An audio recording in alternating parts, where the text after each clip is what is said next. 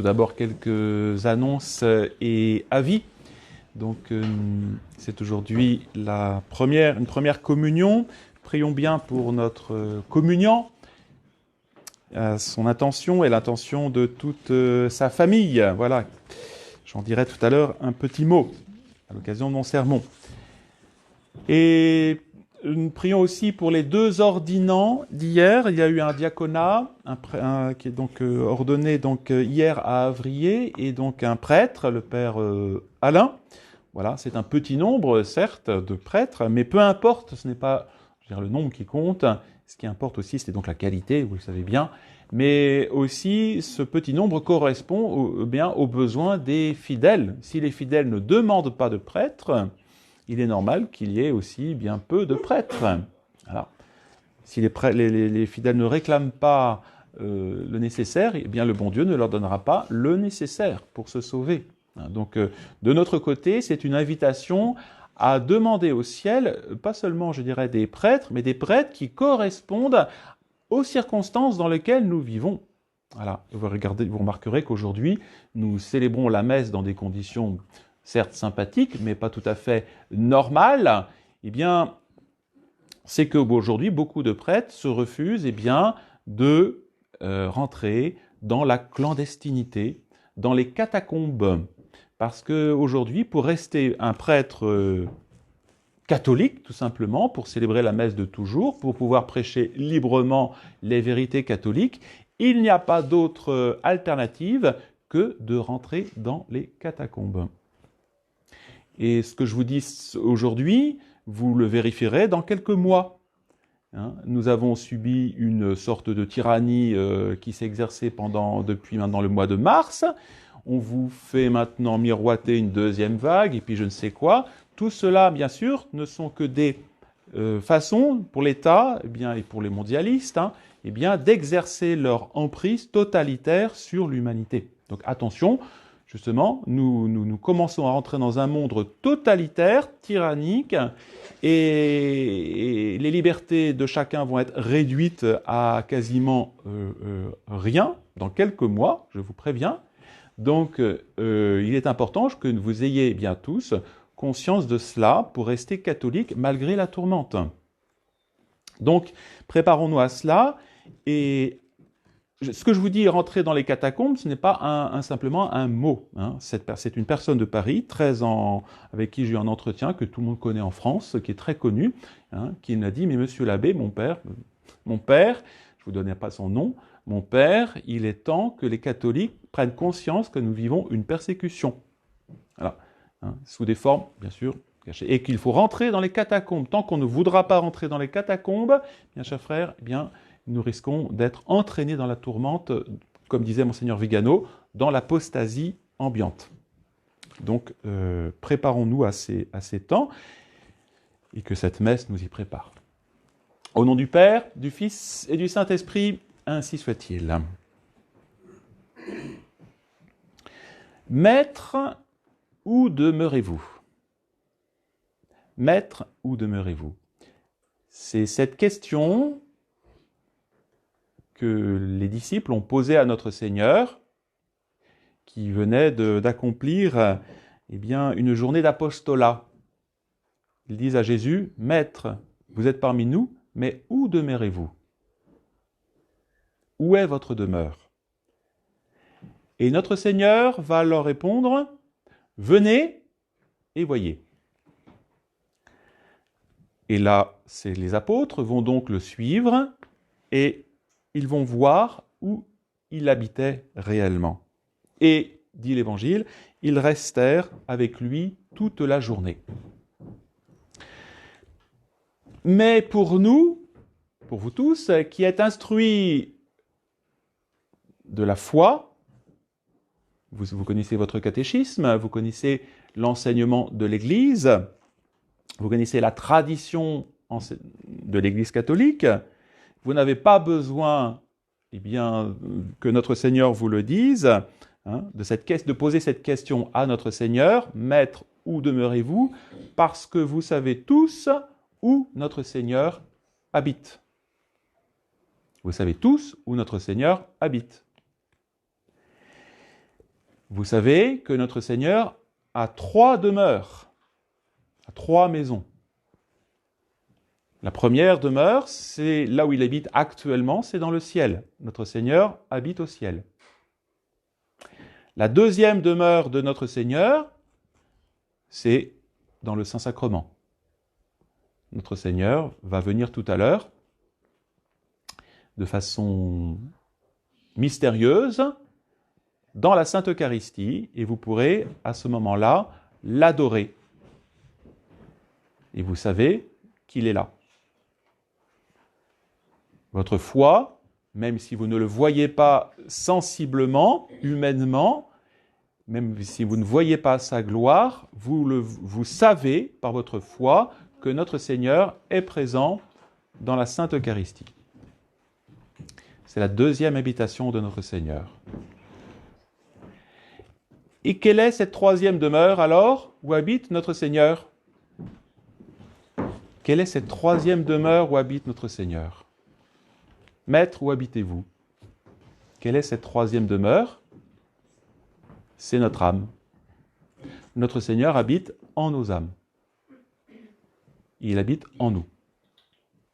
Depuis que nous sommes baptisés, depuis que nous avons la grâce du baptême, que nous avons rejeté les œuvres du péché, que nous sommes en état de grâce, si nous sommes bien confessés, bien notre Seigneur habite réellement en nos âmes. D'abord le ciel. Le ciel qui est notre destinée. Nous sommes ici-bas, nous tous, vous tous qui êtes là, vous n'avez qu'un seul but, non pas deux, c'est d'aller au ciel, gagner le ciel. Vous pouvez tout perdre, la santé, les amis, la fortune, tout, l'estime, l'honneur. Mais si vous gagnez le ciel, si vous allez au ciel, vous avez tout gagné. Il y a un siècle de cela, un enfant qui s'appelait Guy de Fontgalan, préparait lui aussi sa première communion, se préparait à sa première communion, et il était un enfant pieux, il suivait la messe avec attention, il priait avec beaucoup de recueillement, il était particulièrement édifiant parmi ses camarades. Arrive le jour de sa première communion.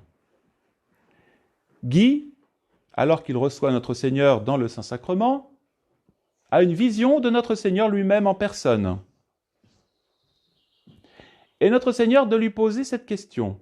« Guy, veux-tu me rejoindre au ciel ?» Guy de lui répondre « Bien sûr, Seigneur. » Et notre Seigneur de lui répondre « Tu me rejoindras dans 1 an. » Et donc Guy savait que dans 1 an après sa première communion, il allait mourir et qu'il irait au ciel. Mais pour ne pas contrister sa mère, Madame de Fontgalan, il ne va pas lui parler de cette vision de notre Seigneur. Il va lui dire sa joie d'avoir reçu notre Seigneur dans le Saint-Sacrement, mais il ne va pas lui révéler ces paroles de notre Seigneur parce qu'il savait qu'il allait contrister sa mère. 1 an passe, Guy tombe malade, il sent ses dernières heures arriver et il révèle donc à sa mère ces paroles de notre Seigneur.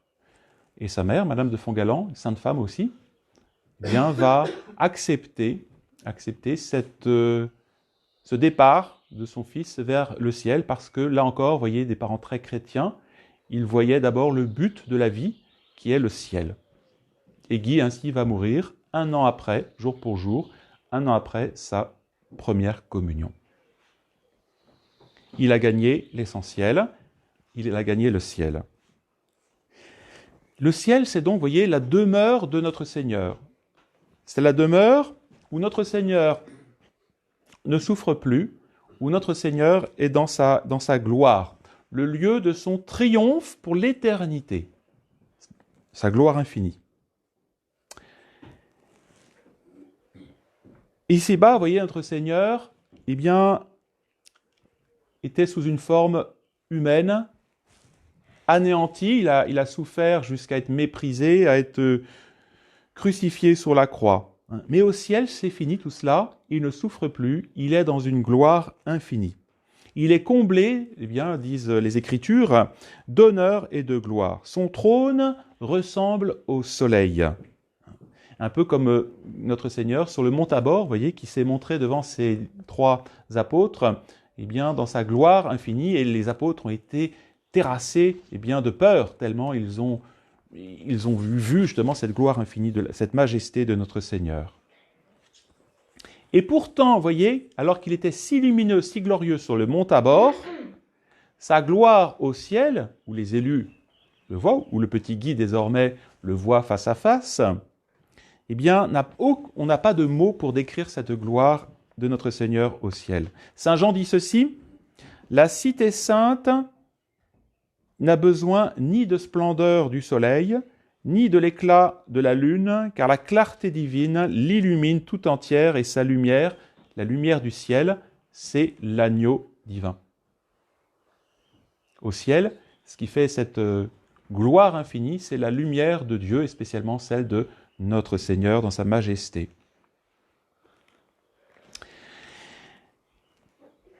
Nous avons vu notre Seigneur, voyez, dans la paille de la crèche, nous l'avons vu sur la croix, mais actuellement, eh bien, voyez, il est dans la gloire éternelle avec son Père, la Sainte Trinité. Il a repris aujourd'hui toute son autorité, toute sa puissance, toute sa majesté. Désormais, le Christ règne de façon triomphale. Et ça, c'est une vérité qu'il faut aujourd'hui bien se rappeler quand on voit la malice et la méchanceté et la puissance du démon aujourd'hui qui règne dans le monde et qui sème le chaos. Eh bien, tout cela n'est rien comparé à la gloire et la majesté de notre Seigneur. C'est ce que dit l'Écriture, voilà. D'un bout à l'autre de la mer, des flancs les plus loin jusqu'aux confins de la terre, il étendra sa domination. Même si ces œuvres démoniaques aujourd'hui, eh bien, ensevelissent l'humanité, eh bien, cela n'empêche pas cette gloire infinie de Dieu, de notre Seigneur, dans son ciel, et de régner même sur la terre. Mais maintenant, redescendons sur la terre.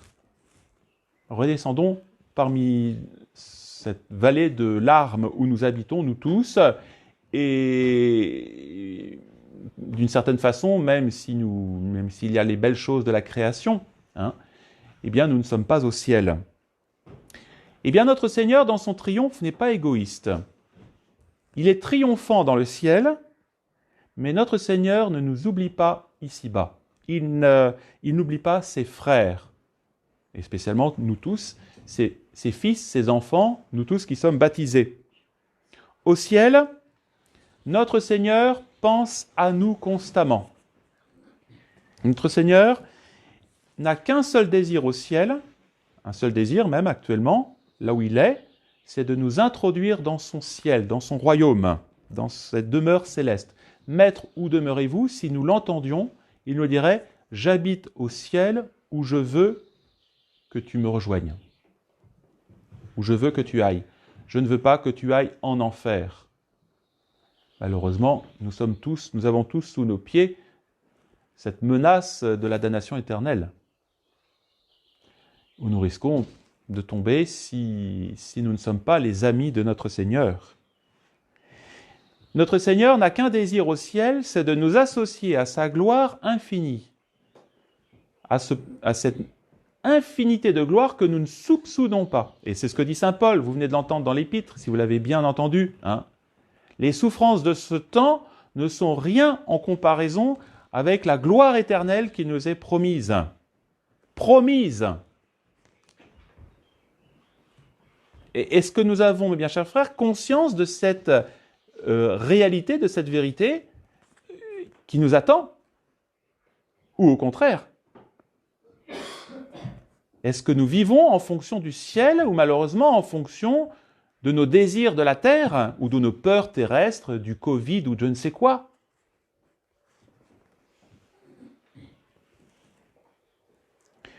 Voyez, Dieu demeure au ciel. Sa demeure, c'est le ciel, notre Seigneur. Il est là dans la gloire, je vous l'ai dit. Hein? C'est la vie, c'est le bonheur des bienheureux. On ne peut pas imaginer un bonheur plus grand que ces âmes qui sont toutes au ciel. C'est de lui que tous vivent vraiment, je dirais, intérieurement, extérieurement, dans cette lumière qu'on ne peut pas comprendre. C'est de lui qu'ils se nourrissent. Non plus sous les voiles du mystère, notre Seigneur n'est plus caché comme tout à l'heure, vous le verrez caché dans le à travers les voiles de l'hostie, mais il le voit face à face, dans sa gloire, dans sa majesté infinie. C'est à cela, mes bien chers frères, que nous sommes destinés. Et c'est à cela que nous devons tendre. Et ce désir, cette volonté de notre Seigneur, de nous donner le ciel, il est bien plus grand que notre propre désir. Notre Seigneur veut plus nous sauver nous-mêmes que nous désirions nous-mêmes aller au ciel. Ce désir, toute notre vie, mes bien chers frères, elle est ordonnée. Et réfléchissons à ce que nous avons vécu jusqu'ici. Réfléchissons bien. Notre vie, elle est ordonnée au ciel. Et tous les passages, parfois chaotiques, où nous sommes passés, eh bien, c'est pour normalement nous accompagner au ciel, nous amener au ciel. Même si nous avons fait des fautes graves dans le passé, même si nous avons même abandonné notre Seigneur dans le passé, tout cela n'est pas une fatalité. Notre Seigneur, puisque nous vivons encore aujourd'hui en 2020, eh bien, notre Seigneur nous attend au ciel. Et s'il nous donne encore un temps de vie, c'est pour nous y amener. Même si nous mourrons demain, il n'est pas trop tard pour se préparer à aller au ciel. Et notre Seigneur, vous me direz, mais non, mais tout ça, mon Père, vous l'inventez. Ce sont des inventions que vous dites. Ce sont des idées que vous faites. C'est notre Seigneur lui-même qui le dit avant l'institution de la Sainte Eucharistie. Il dit ceci, « Mon Père, je veux que là où je suis, viennent ceux que vous m'avez donnés. » Là où je suis, c'est-à-dire au ciel, viennent ceux que vous m'avez donnés. Et Dieu a donné à notre Seigneur tous les hommes. Il veut sauver tous les hommes. Et qu'ils soient témoins de la gloire, c'est la gloire du ciel, dont vous m'avez comblé. Parce que vous m'aimez, vous m'avez aimé avant la constitution du monde. Et notre Seigneur nous l'a dit, il y a de nombreuses demeures dans le ciel. Et il nous a prévenu, je vous prépare une place dans mon royaume. Croyons-nous ces paroles de notre Seigneur, ou pensons-nous que ces paroles ne sont que du vent? Ce sont des paroles véridiques, vraies. Alors, que devons-nous faire pour réaliser ce désir que notre Seigneur a de nous amener au ciel? Écoutez bien, cela concerne pas seulement le premier communion d'aujourd'hui, mais chacun d'entre nous. Je suis le pain descendu du ciel, celui qui mange de ce pain vivra éternellement. Sous-entendu, celui qui n'en mange pas ne vivra pas éternellement. C'est inclus. Celui qui sera baptisé sera sauvé, celui qui ne sera pas baptisé ne sera pas sauvé. Celui qui mangera de ce pain vivra, celui qui n'en mangera pas, parce qu'il refuse de manger de ce pain de vie, c'est-à-dire lui-même, ne sera pas sauvé. Et ce pain, c'est ma chair répandue pour la vie du monde. Voilà, donc cette autre demeure, la deuxième demeure, où habite notre Seigneur, c'est la Sainte Eucharistie. Justement, il vient à nous, il habite au ciel, mais il vient à nous parce qu'il veut nous sauver. Pourquoi notre Seigneur vient-il? Pourquoi a-t-il fait l'Église? Pourquoi y a-t-il des prêtres catholiques? Pourquoi y a-t-il le pape et des évêques? Pourquoi tout cela? Tout simplement parce que notre Seigneur veut se donner à nous jusqu'à la fin des temps. Il y aura l'Église catholique jusqu'à la fin des temps, il y aura des évêques fidèles, comme des monseigneurs Vigano, des monseigneurs Williamson, jusqu'à la fin des temps, parce que notre Seigneur veut donner aux hommes son enseignement et les chemins qui mènent au ciel, jusqu'à la fin des temps. Le jour où il n'y aura plus d'Église, ça sera la fin du monde, ça sera la fin des temps. Le temps s'arrêtera. Le jour où le dernier des hommes sera sauvé, le temps s'arrêtera. Parce que le temps, le monde, n'existe qu'en raison du ciel, de l'éternité. Nous sommes faits pour le ciel. Si notre vie n'est pas ordonnée au ciel, notre vie ne sert à rien. À rien. Nous perdons notre temps. Le ciel, donc, c'est l'Eucharistie, c'est donc la résidence où notre Seigneur habite parmi nous, ici-bas, sur terre, la Sainte Eucharistie. Hier, en faisant le catéchisme, à notre premier communion, je disais, mais vous vous rendez compte ? Dieu, qui tient tout l'univers, vient, tout petit, jusqu'à nous, pour se donner à nous comme nourriture. C'est incroyable. C'est inimaginable. Mais c'est tellement grand que tout le monde passe à côté. Il n'y a rien de plus grand que la Sainte Eucharistie, que notre Seigneur venant à nous, justement, sous les voiles du Saint-Sacrement, sous les voiles de l'hostie. C'est ça, vous voyez, le but de la Sainte Eucharistie. Pourquoi notre Seigneur vient-il à nous ? Il le dit, « Ma joie, mes délices sont d'habiter au milieu des enfants des hommes. » Vous voyez, c'est là qu'on voit cette joie de Jésus de se donner à nous. Ne pensons pas que c'est un honneur que nous faisons à Jésus de le recevoir. C'est aussi la joie de Dieu de se donner aux hommes. D'où l'obligation de la sanctification dominicale. D'où l'obligation de se confesser et de communier une fois par an. C'est une obligation. Parce que Dieu, justement, veut habiter dans le cœur des hommes, de tous les hommes. Et pas seulement les catholiques. Dieu voudrait que tous les hommes, sans exception, soient baptisés et puissent recevoir le corps, le sang, l'âme et la divinité de notre Seigneur, sans exception. Non, lui, il n'a pas le droit. Non. Bien sûr, il faut qu'il se confesse, il faut qu'il regrette ses péchés, il faut qu'il soit bien disposé pour recevoir notre Seigneur, mais notre Seigneur veut se donner à lui. Vous voyez, il veut être le centre, il veut être la vie, il veut être la partie la plus élevée de notre être, de notre âme. Hein. Et alors, vous voyez, notre Seigneur va se faire, si nous le recevons bien comme il faut, il va être le compagnon de notre vie. Il va être le soutien de notre vie, la force dans le combat. Et Dieu sait aujourd'hui s'il faut mener des combats, même professionnels, même familiaux, même tout cela. On a besoin de force, d'une force qui vient d'où ?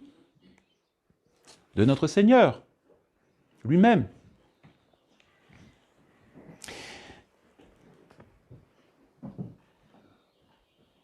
Donc notre Seigneur, voyez, demeure dans la Sainte Eucharistie. Et s'il est dans la Sainte Eucharistie, c'est d'abord aussi parce qu'il veut ultimement arriver jusqu'à nous. C'est le canal par lequel il va arriver jusqu'à nous.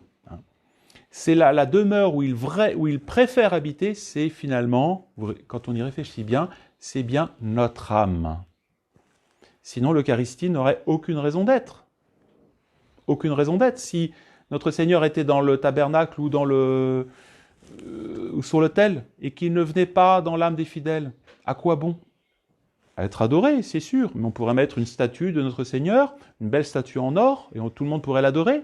Mais ce n'est pas ça que notre Seigneur veut. Il ne veut pas une statue en or de lui, il veut que sa vie passe en nous, sa vie éternelle passe en nous. Même si on a un beau ciboire, même si on a un beau calice, notre Seigneur ne veut pas rester dans le ciboire et dans le calice. Il veut passer du ciboire à nos âmes.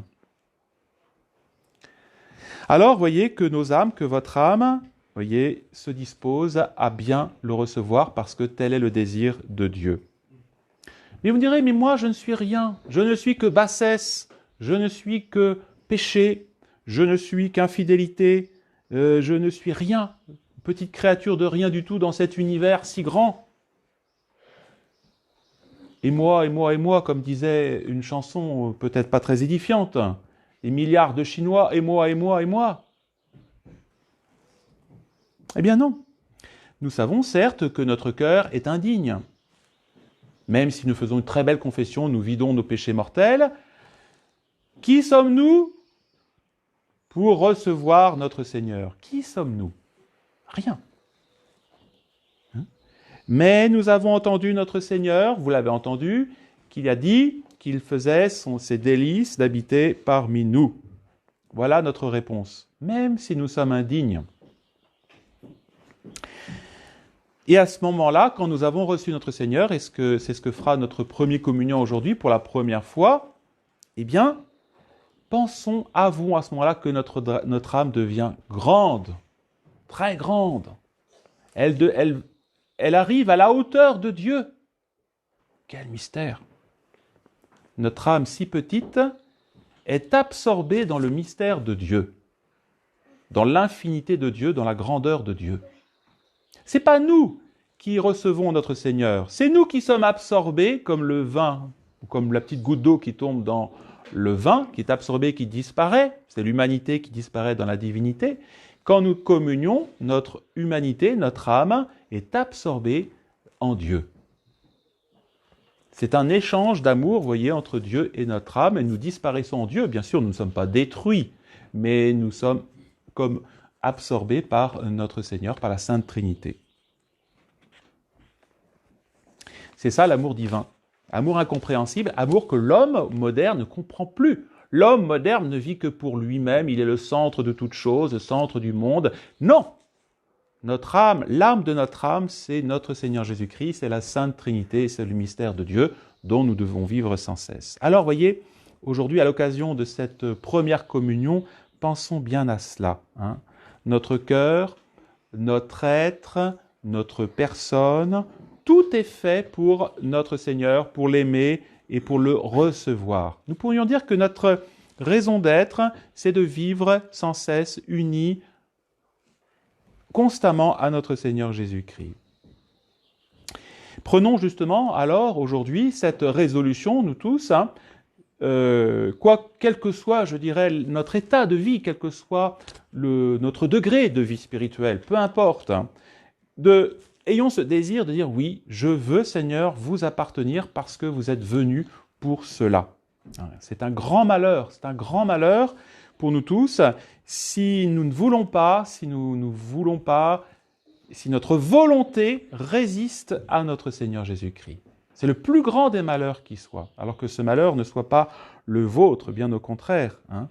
N'hésitons pas à demander donc cette grâce de nous ouvrir, d'ouvrir notre cœur à notre Seigneur. Et puis pour terminer, donc repensons bien à ce Guy de Fontgalant, vous voyez, qui n'a pas refusé à notre Seigneur de le rejoindre à l'occasion de sa première communion, ainsi soit-il. Au nom du Père, du Fils et du Saint-Esprit, ainsi soit-il.